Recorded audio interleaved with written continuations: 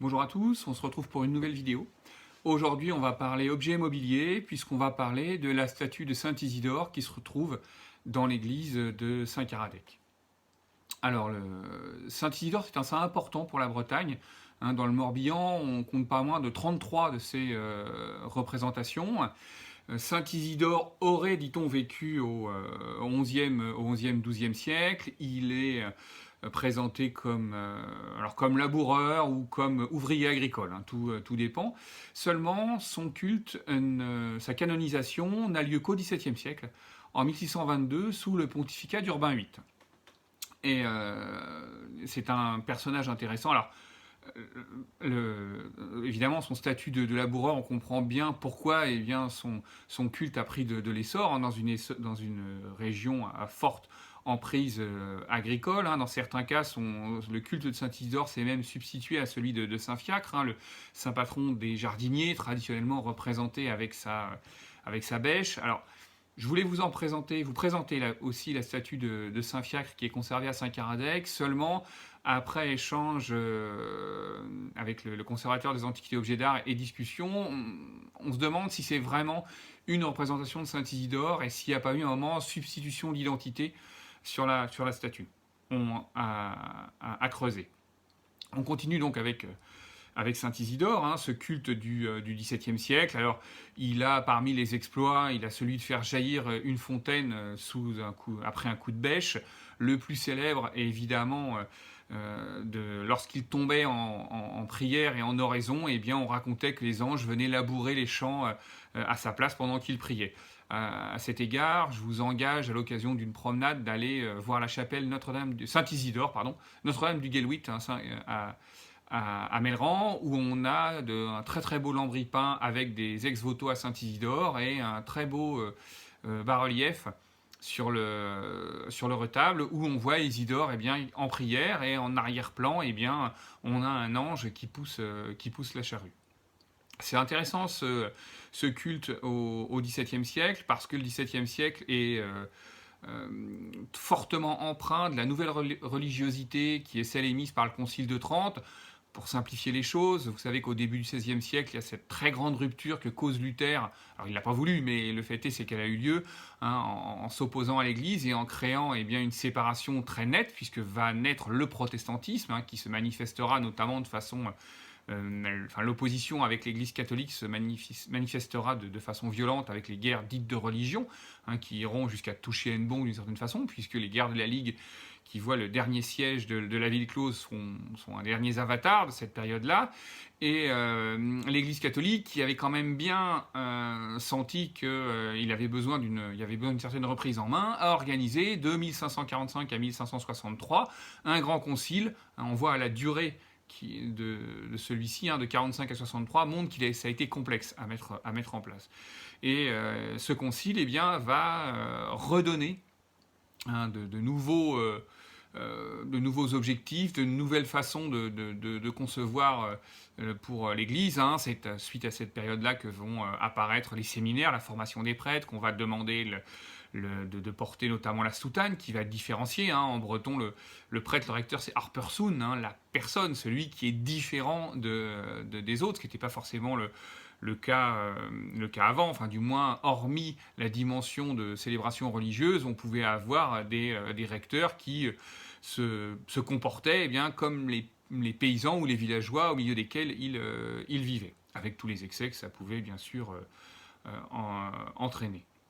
Donc on a ce nouveau culte issu du Concile de Trente qui emmènera aussi, j'ai eu l'occasion d'en parler assez souvent, à des modifications aussi dans l'aménagement des chapelles et des églises, et puis aussi dans la question du culte, où on va essayer notamment de supprimer quelques cultes douteux et de réinsister sur des cultes extrêmement importants, comme celui de la Sainte Famille, celui de Sainte-Anne. On pensera évidemment à Sainte-Anne d'Auray à cette période-là. Donc on a une remise non pas en question, mais en remise en marche d'une nouvelle spiritualité. Ça se traduira aussi en Bretagne par les longues missions évangéliques qui vont avoir lieu. Je pense à celle du père Julien Maunoir notamment. Saint Isidore, d'une certaine façon, il appartient aussi à ce mouvement-là.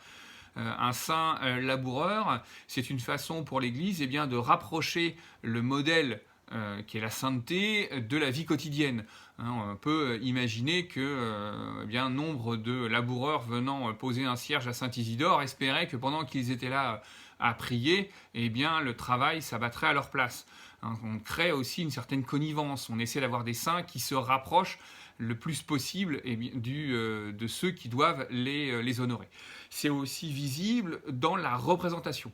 Saint Isidore, donc c'est un saint, je l'ai dit, du XIIe siècle, qui est canonisé au XVIIe siècle, et on va prendre l'usage de l'habiller avec le costume contemporain.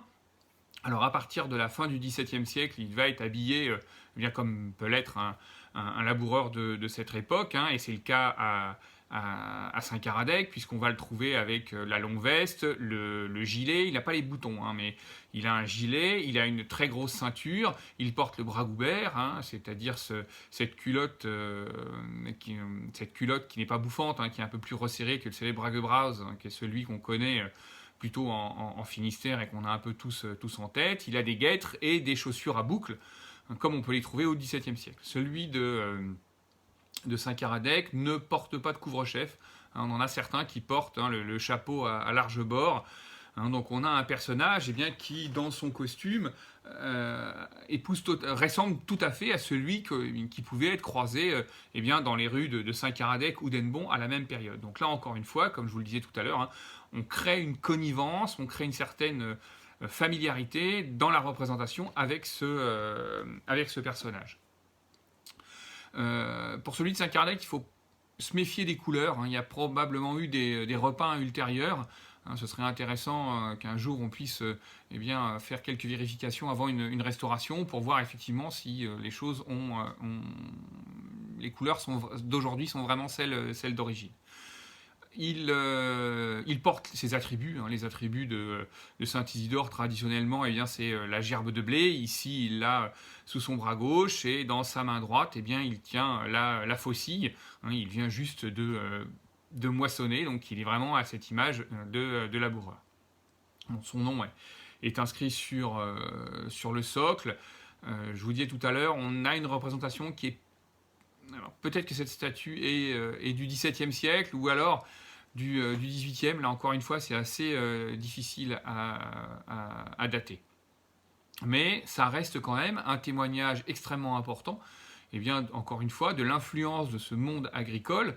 On est à Hennebont, mais comme partout ailleurs, dans une région où l'agriculture est la principale activité et aussi dans certains cas le moteur de la richesse, puisque effectivement tous ces éléments qui sont produits sont revendus. Hennebont est un port, un lieu d'échange entre ce qui provient de la mer et ce qui provient des terres, et la présence à Saint-Caradec dans la courbe du Blavet, si tant est que cette statue, parce qu'il faut toujours se méfier avec les statues, provient bien de a bien été faite pour cette église, parce qu'on peut avoir une statue qui vient d'une chapelle qui a été détruite et puis on a un déplacement qui s'opère.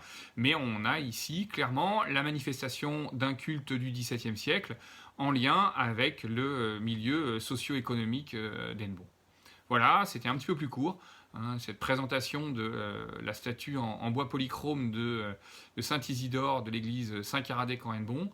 Je vous remercie beaucoup de votre attention et puis je vous dis à très bientôt pour une nouvelle vidéo. Au revoir.